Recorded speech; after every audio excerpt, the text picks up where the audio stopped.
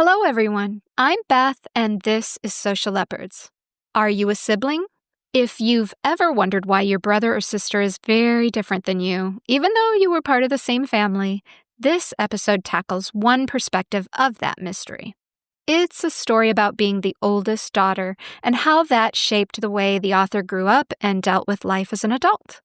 This week's featured contributor writes under the pen name of L, as in the letter L, and her newsletter is titled Letters from L. Her writing focuses on experiences and feelings.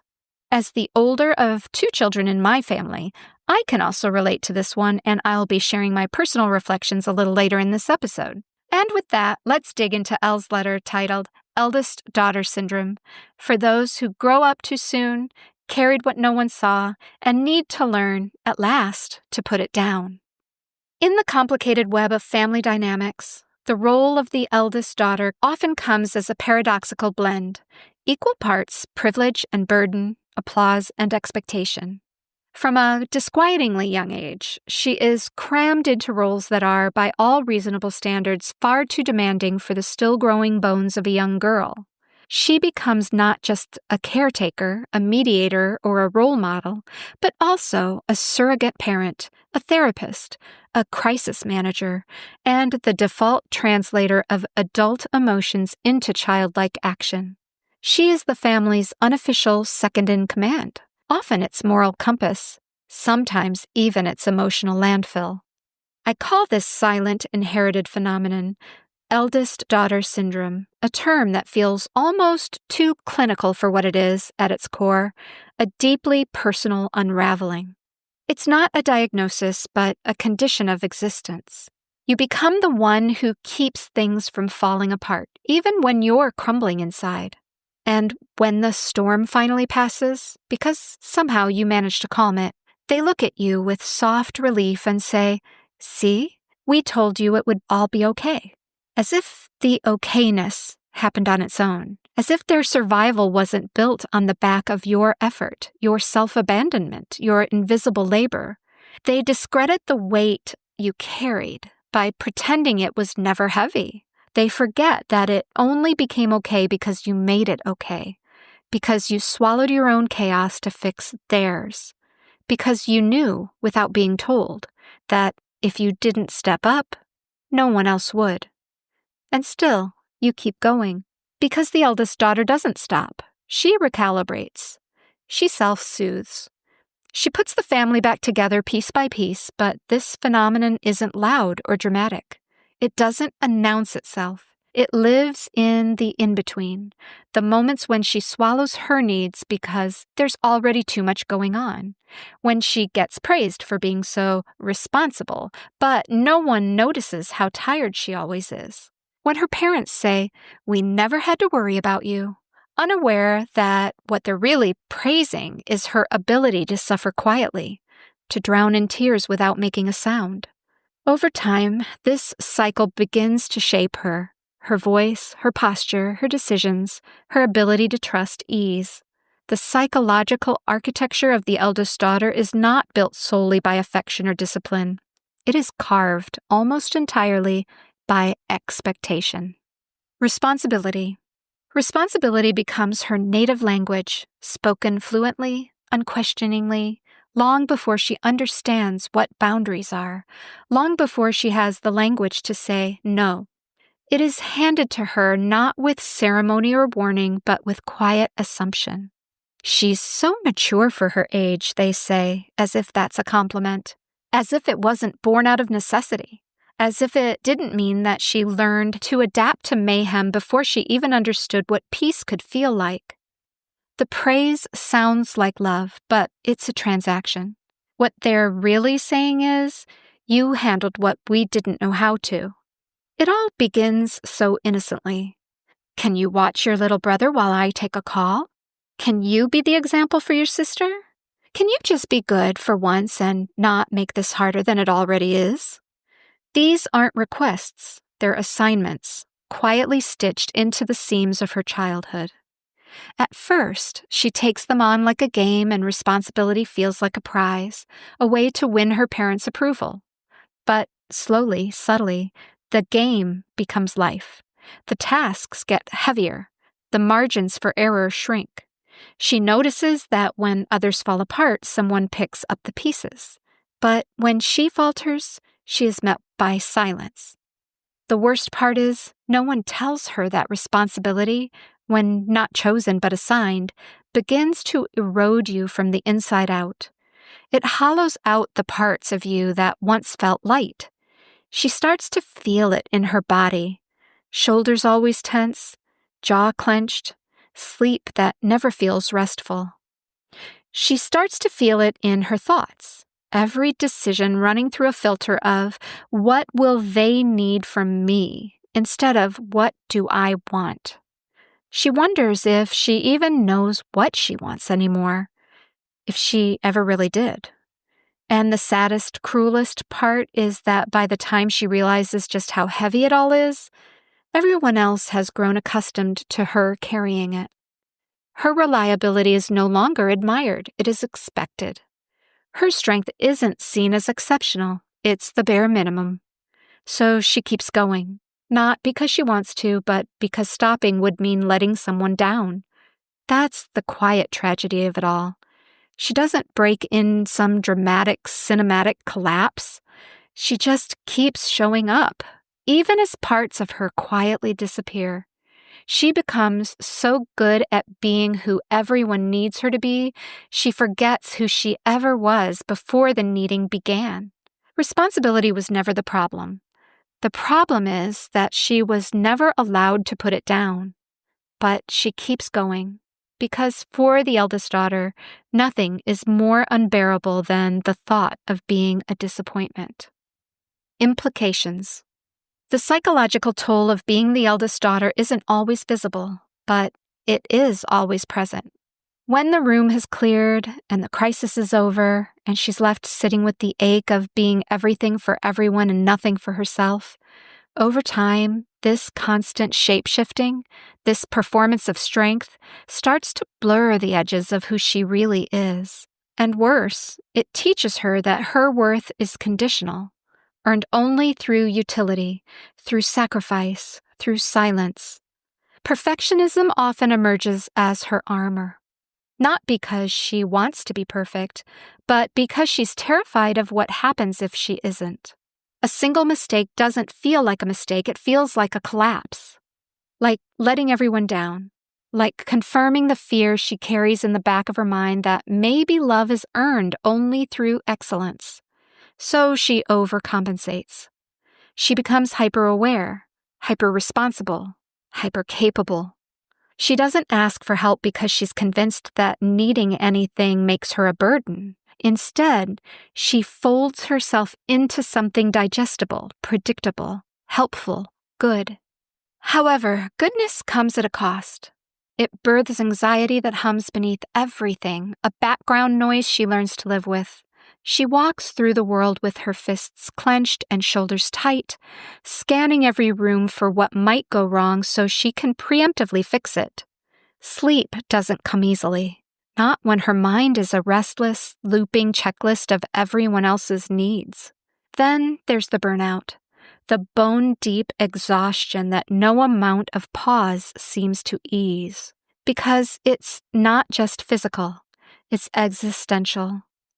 It's the kind of tired that comes from being hyper-independent for so long that asking for help feels like a foreign language. And when she does finally fall apart, because even the strongest do, it feels like betrayal, like weakness, like proof that maybe she wasn't as strong as they thought. And then the shame comes rushing in. Perhaps the most devastating consequence is the erosion of self. When you spend your formative years curating your identity to serve others, you grow up unsure of who you are. She might struggle to name her wants, her needs, her limits, because those were never things she had space to consider. And when she finally begins to want something for herself, it's accompanied by guilt. Self-prioritization feels unnatural, even selfish. She doesn't know how to take up space without apology. And yet, despite all of it, she rarely voices any of this.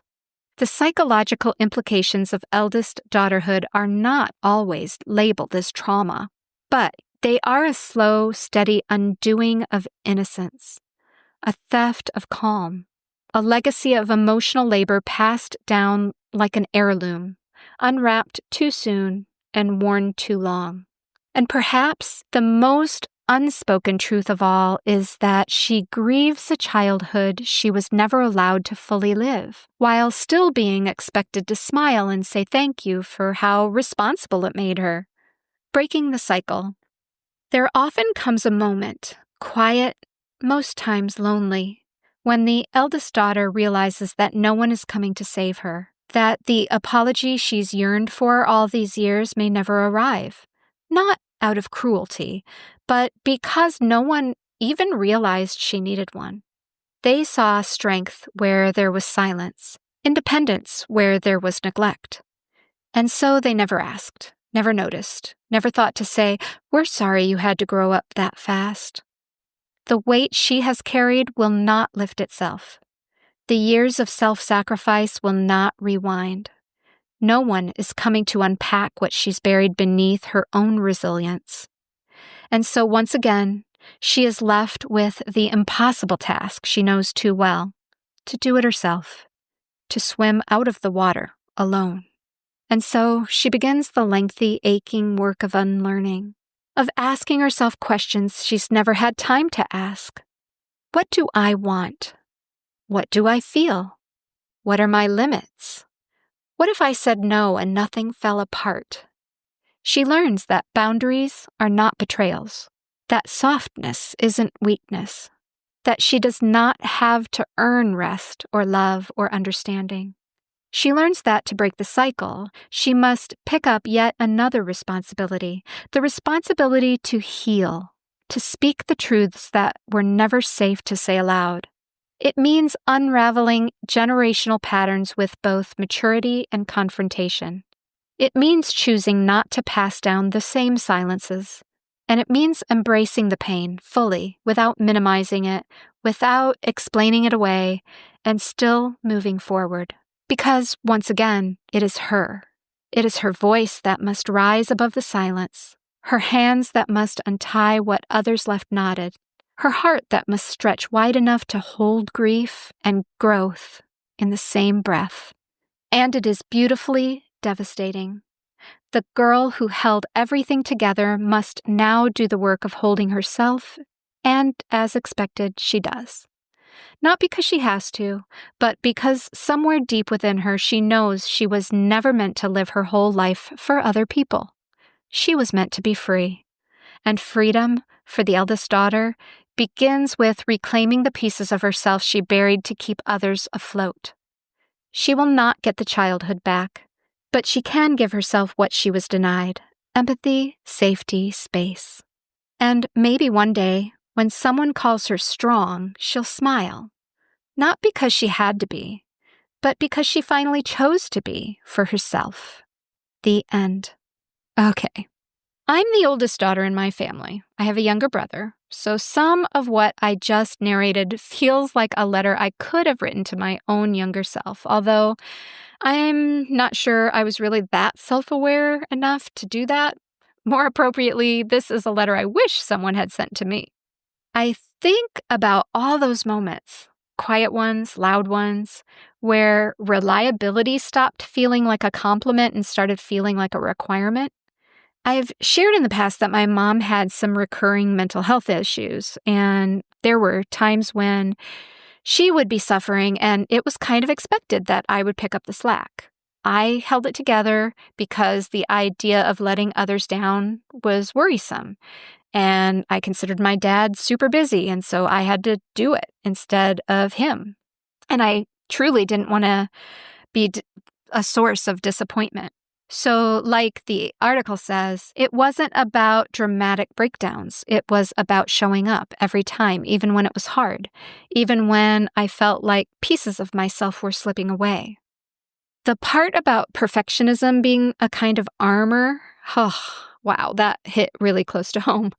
Growing up, I was always considered the responsible one in the family, so a lot of that became my reason to be hyper-aware, ready to make sure things were handled if something felt, off kilter. My brother, in his own way, knew that I would handle things and pick up any of the slack that he left behind. But I'm not super sure he was as tuned into the dynamics of the household as I was. But strength, as Elle points out, comes at a cost. There's anxiety and exhaustion and tiredness that you can't shake off even after you think you got a good night's sleep. I have felt that kind of tired, the kind that makes asking for help seem almost impossible. Another part of this that really stuck with me is this idea of self-erasure. How over the years you curate your identity so carefully for others that you forget what you want for yourself. That is real. I have caught myself struggling to name my own needs, especially as a younger adult, because I spent a really long time prioritizing everyone else's. And when I finally wanted to do something for myself, I did feel guilty and I did feel selfish. And I felt like I was breaking some unwritten, unspoken rule of how to live life. Specifically, I can remember getting frustrated sometimes, especially after I turned about 15 or so, and really felt like I was ready to just leave and start living life independently. I had this inner rebel inside me. My best friend Joyce and I even hatched this whole plan to become independent, and we started planning about getting an apartment and living on our own. And we were going to do that the moment we both turned 16. In reality, I worked part-time for, I think it was back then, $2.85 an hour. And that would not have had a good outcome. But it was how the manifestation of the frustration came about. Reality isn't what stopped the plan. The guilt was what stopped us. We both knew our families needed us, and at the end of the day, that was the real reason we kind of talked on and on about it, but never really took action. And even as an adult, the first boy I fell in love with, he was someone who desperately needed me. And I picked right back up as the caregiver and the responsible one in that relationship. And that codependency eventually became our jam. And if we only knew then what we know now, right? But that's a topic for a whole different episode, so I'll leave it at that. I do love how the article shifts toward hope, toward unlearning, toward the idea that boundaries are not betrayals. It's taken me most of my adult life to learn that it's okay to say no, and that the world won't fall apart if I put myself first sometimes. Rest, love, understanding, those things shouldn't have to be earned by being useful. That's a tough lesson, but it's one I'm trying to live by. The truth is that no one did come to save me.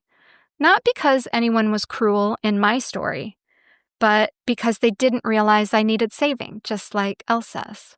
My brother and my parents, they saw independence, not the cost behind it. And so, referring back to this story, I'm the one who has to do the work, to heal, to ask the hard questions, to break the silence, and to honor the pain instead of hiding it away.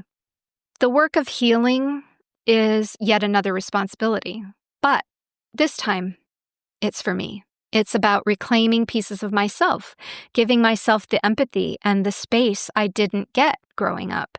And maybe one day when someone calls me strong, I'll also feel that choice inside me. I just love the way that article ended because, I don't know, it made me smile and almost want to cry at both at the same time.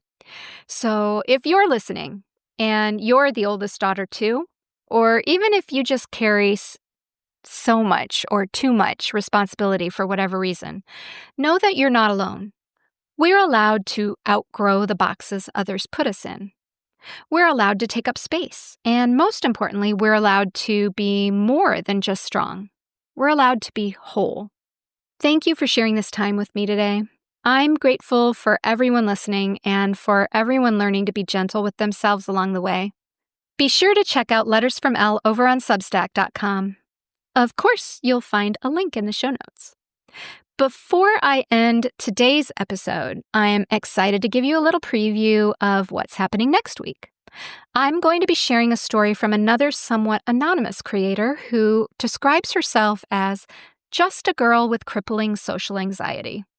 She shares some of the ways she is able to recharge and cope with each passing week. It's a story of grace and self-care that you won't want to miss. Until next week, take care.